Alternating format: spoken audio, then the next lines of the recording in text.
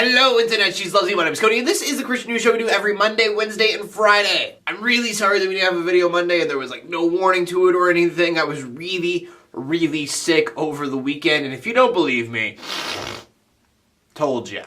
I'm sorry, that was kind of gross even for me, but I felt like I had to prove myself. But anyways, moving on, usually when we do a news show, there are a few things that I talk about that aren't really Christian news, they're just big news stories. Well, because I missed Monday, there are more of those type of news stories than usual, and I still think that we should talk about them. And the first few are really stupid, and I'm kind of angry that they even exist. There have been a lot of really stupid hoaxes going on lately, like this teenage girl who tweeted at American Airlines saying that she was from Afghanistan and part of Al-Qaeda and she was planning something big. So that's stupid and not funny in any way. The one that surprises me even more than that is this kid that went to the Boston Marathon. Not gonna give out his name because he doesn't deserve it, but he went to the Boston Marathon, looked super suspicious, so he checked his bag and he had a rice cooker full of confetti. For some people, the Boston Marathon that happened last year is one of the worst experiences of their lives.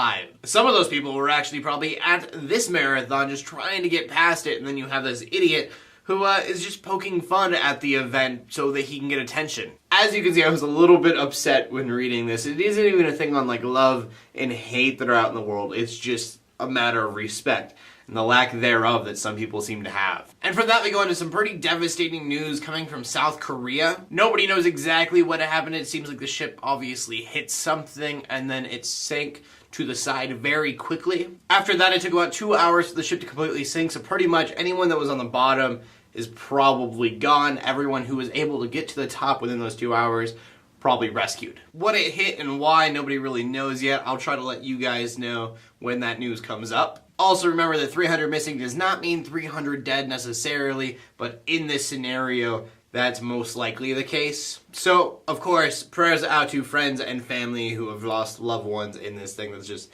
tragic. And since news is super depressing today, here's a picture of a puppy. So you just smile at it. Remember, the world's not completely bad because this thing exists. And from that we go on to the final story of the day, which is about Hobby Lobby, but it is not about their whole court thing that's going on. And instead of that, we're actually talking about the owner, Steve Green, because he has started a biblical curriculum. Right now, there's only one school that is doing this, and they're calling that the beta, and they're hoping to do 100 schools and then thousands. And what it is, it's a 4-year elective, so you would start your freshman year and then finish your senior year. And instead of being about what the Bible teaches, which would be about religion and against church and state stuff, it's about how the Bible has impacted history and culture. Now, I know there's going to be a lot of people out there that would be really mad about this and go, well, that's still against church and state, and we shouldn't be doing stuff like this. But I can say personally, as a student, even before I was a Christian, I would have probably joined this class. I would have been genuinely interested on this kind of thing. And when I became a Christian and wanted to center my life around Christianity, I would have been even more for it